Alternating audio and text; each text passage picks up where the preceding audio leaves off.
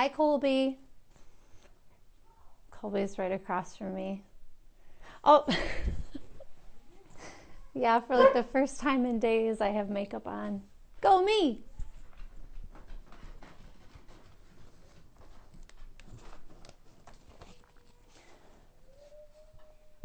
All right, well, as people are joining in, I want to take a minute to introduce myself. My name is Elena Sharp. I am a high school chemistry teacher in Parma, Michigan, which is South Central Michigan.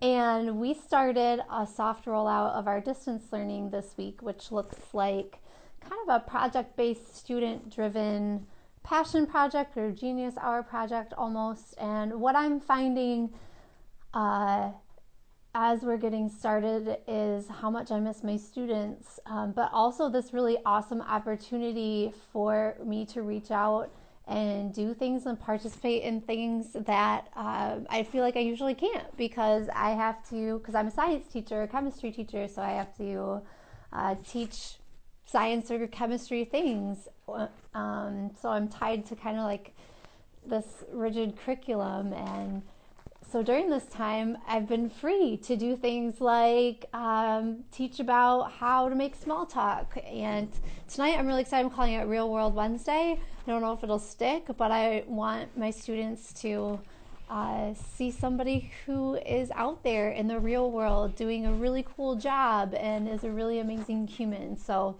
our guest today is going to be Jarrett Lerner, and he's going to pop in here hopefully shortly. We both are brand new to the Instagram guest features, so we'll see. If not, this will be a really short Real World Wednesday.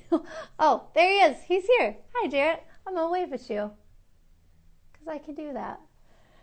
So we're just going to talk with Jarrett, and he's on right now, so here he comes.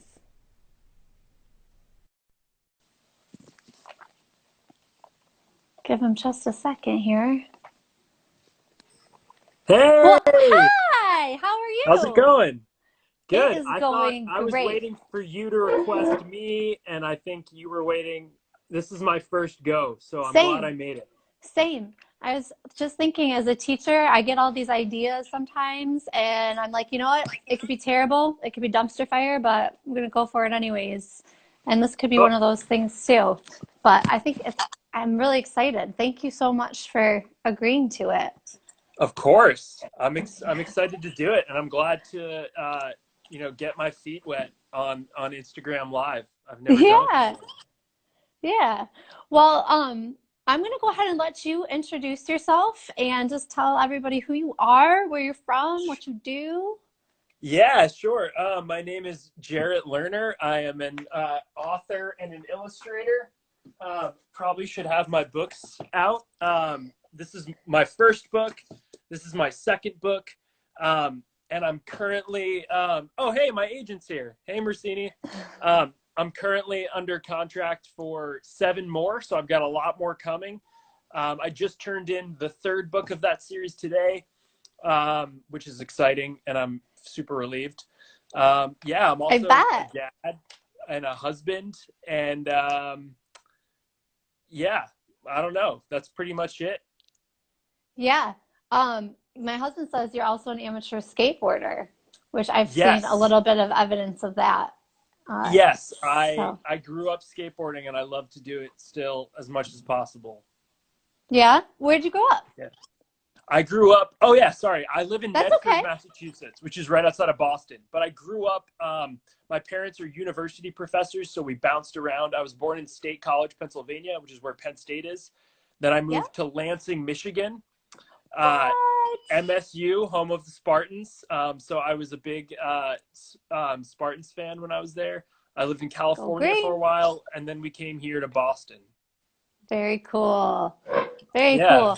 cool. So yeah, I had here on my list that you had an exciting day today. So I was going to ask you about that actually. Yes. Today was your big day. You turned in your book 3, Yes. right? What's Book it three. called? It's called The Engineered Strike Back. It's the Right. third book in the series. Yeah, and I managed to hit my deadline. Today was my deadline, and I managed to hit it, which, you know, a month ago seemed impossible. Right. But I managed to do it, which was awesome. Congratulations. That's got to be a Yeah. great feeling. So much Yeah. And then hard I spent work. the day, yeah. And it allowed me to spend the day running around being a goofball with my daughter, which was Love it. awesome. Love Yeah. it. I wanted to share to everybody out there. Once again, I'm Elena. I'm a high school teacher, but the first time that I met Jarrett was actually not in person. It was when I was working for a district who a third grade teacher was reading Engineers to her class. And I knew that Colby knew you. And so I reached out and you actually agreed to speak with them via, I think we did Skype. And Yeah. it was really my first ever like face to face Skype experience.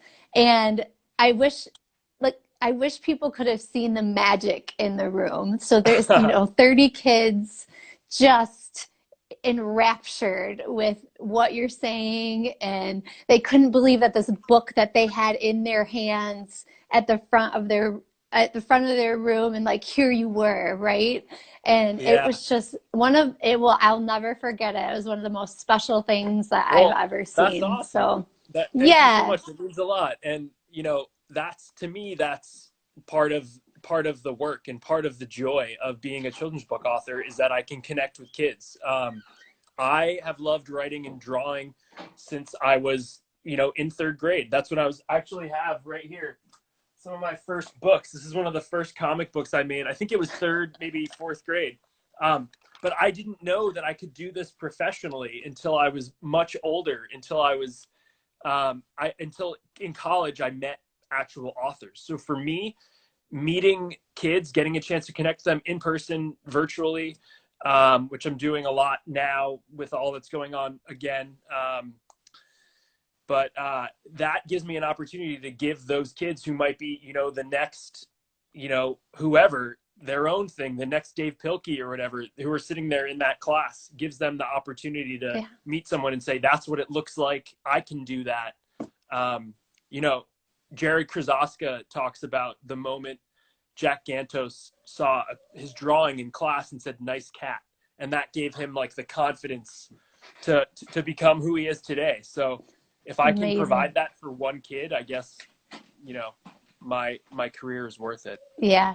Well, that, like I said, that room, it was just magic. So that was my introduction to you.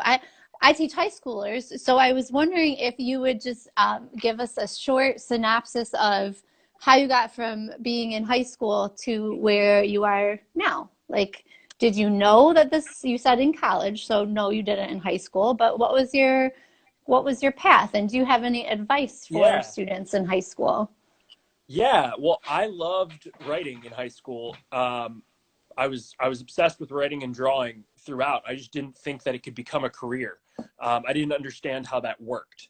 But I think the things that made the biggest difference in my high school life was, and my younger education was a couple of teachers I had.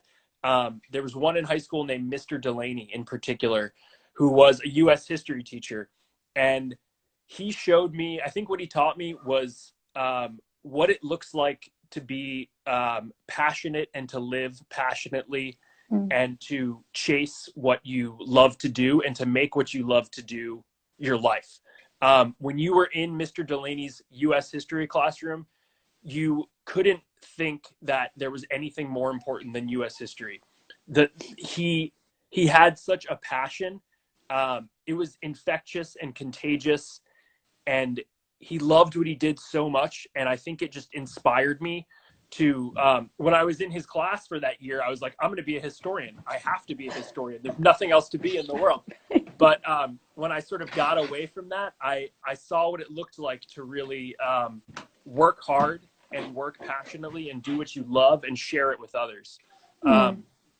And I think if there's any advice I would have for high schoolers, um, it would be to try a lot of different things, to give yourself over to it fully, and sort of follow your instincts when pay attention to what you're feeling. If you find that thing that makes you like light up and spark up, and you wake up in the morning and want to do it, um, that's so important. I often describe it to younger kids as like an itch. Like you mentioned skateboarding. When I watch skateboarding videos, today, I get this urge, like I want to go out and grab my board and do it myself.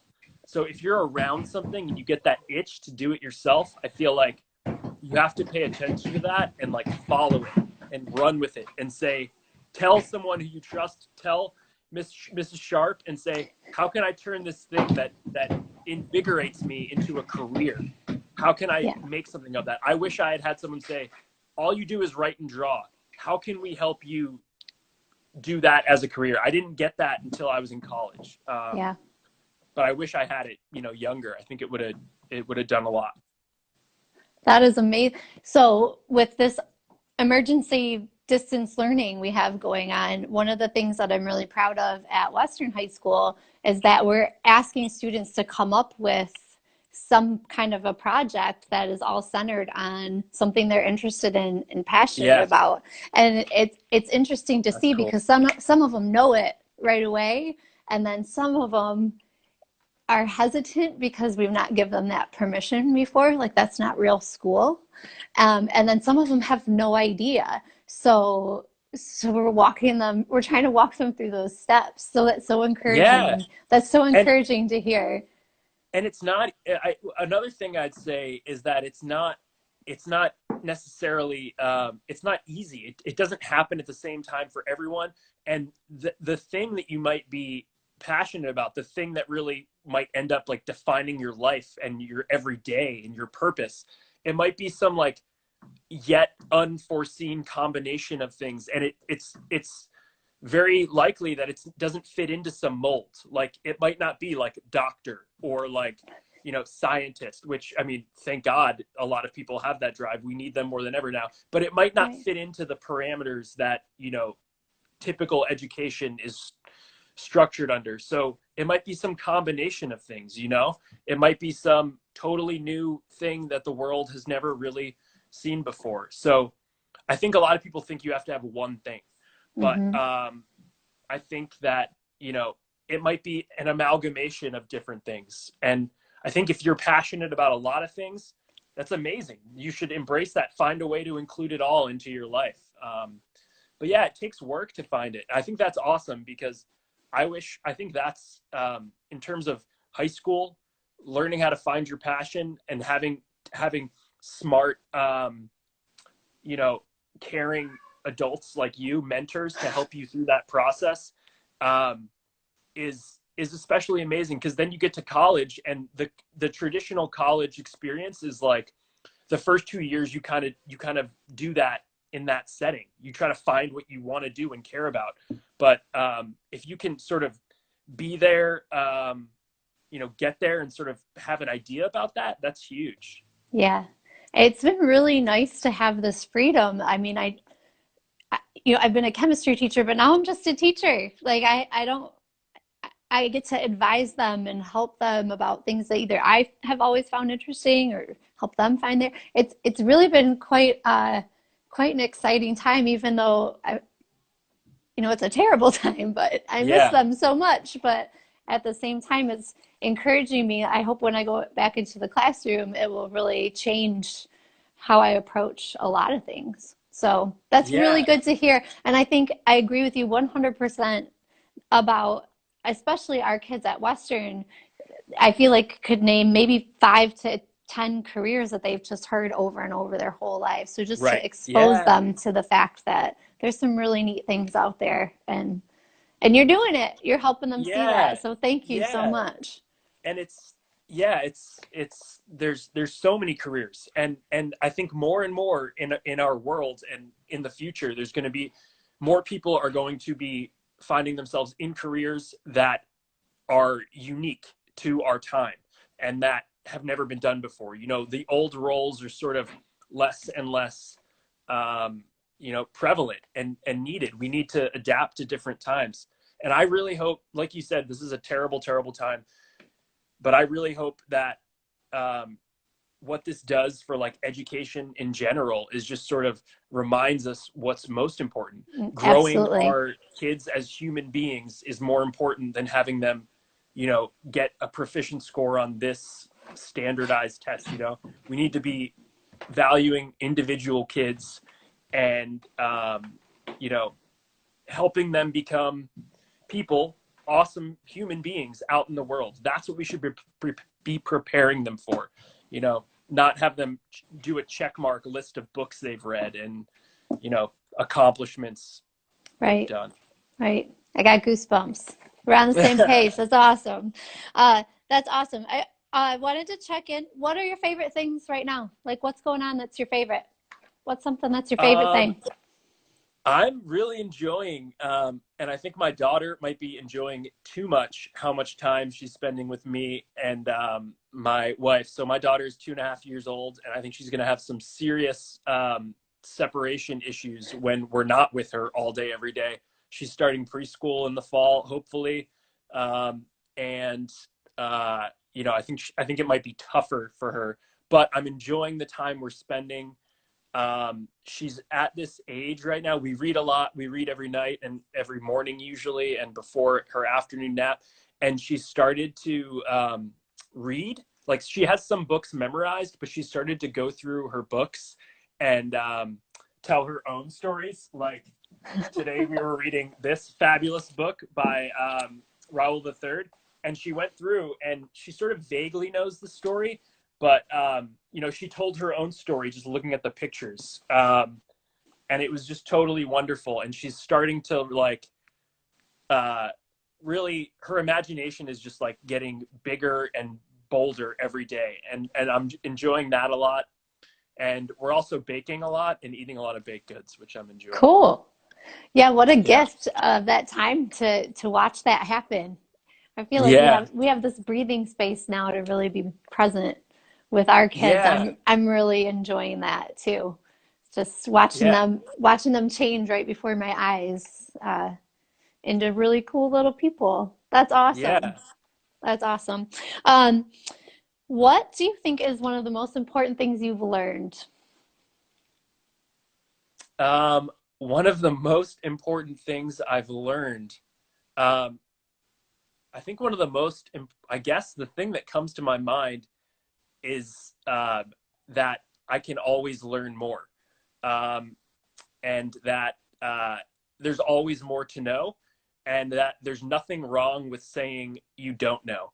Um, I think a lot of people, I don't know what it is, like a defensive thing. A lot of people enter conversations and they think that they maybe have to prove that they know more or that they're knowledgeable about something. But I think that it's, uh, I try to approach situations with the attitude where if someone's, you know, talking to me about something and I don't know about it, me saying, I don't know about that. Please educate me, inform me, tell me something. That's better for everyone. And that's a chance for me to grow. So I think the thing I always try to learn is that I don't know everything there is to know about anything. Like, the thing I probably know the most about is middle grade literature, because that's what I read and write and spend my time working in. But there's thousands of middle grade books, tens of thousands that I haven't read and will never get to read. So it's crazy to enter a conversation with someone and think that I, you know everything. I can always learn, especially about that stuff that I don't spend my time immersed in. So you can Yeah, always learn, you can always grow, you can always change. that's Yeah. great. That's great advice and great outlook on growth. I love it. Yeah. I love it. Thank you. So my last question, and then we can answer questions as they're coming up. I've seen a couple. I just was wondering something that you're really proud of. Um, And I know there's Something, probably a lot of things to choose from. It doesn't have to be like you're the most proud, but just something you're proud of. yeah. Something that I'm proud of. I think the thing, well, I could go on and on. You know, the first thing that comes to mind is all sorts of things with my daughter, from, you know, small to large things like, you know, getting her to eat her dinner tonight was something I'm proud of doing because it wasn't easy. Rock on. Um, yeah, stuff like that. But I think the thing that makes me the most like I'm getting almost teary up just thinking about it when when someone tells me that they didn't when a teacher or a kid tells me that they didn't think they liked reading or liked books and Oh, my book helped them do that, when a kid or an adult says they didn't think they could do something, um, and and I had a part in convincing them that they could. Um, Colby's giving me a hard time for asking the question in his response. Um, you know, getting someone to think think outside of their own boxes that they put themselves in. Like today, I post a lot of activity sheets that I've been doing throughout this whole thing. Got him. Yeah. And one of my friends that I grew up with in elementary school through to high school, who I haven't talked to in years, wrote, I didn't think I could draw. My daughter, who's the same age as my daughter, is starting to want to color things in and is asking me to draw stuff to color them in. I didn't think I could draw, and your activity sheet showed me that I can draw. So thank you for helping me learn how to draw. And I didn't, do anything really. I just, sort of gave the boost and the confidence in the first step. So, getting someone to see their own creativity, turning a kid into a reader, like changing someone a little bit, hopefully for the better. I think that's something that I'm really, really proud of. I'll never tire of some kid saying, some parent saying, my kid can't stop reading books because he read yours and was like, oh my God, books can be funny. Books can be full of farts. And, yeah. I know a few of those kids actually. Oh, and I was going to, you. yes, I was waiting for a time to bring up the activity sheets, but if you haven't Yeah. seen the activity sheets, they're on the they're on Jarrett's website. He's posting them on Instagram and Facebook and Twitter, but this is what my son and I did actually about 15 minutes before this, is we Nice. finished drawing some monsters. And then he's a young fives, but he had a cloud that was raining pepperoni. So we had a good chat about that. But we at the Sharp household have really, really enjoyed it. So thank you for that. Well, thank you for using them and sharing. I've been getting like dozens every day, kid completed sheets, and it's just like kids' imaginations are, they're incredible.